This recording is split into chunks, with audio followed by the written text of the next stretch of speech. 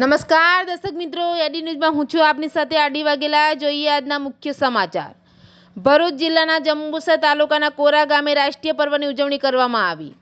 તાલુકા મામલતદાર એન.આર. વસાવાના કરકમલો દ્વારા ધ્વજારોહણ કાર્યક્રમ યોજાયો। સમગ્ર કોરા ગામના દેશભક્તિના માહોલ વચ્ચે નાના ટકોરે ધ્વજારોહણમાં ભરતીના ચરણોમાં સલામી આપી દેવાનું ઋણ અદા કરવામાં આવ્યું।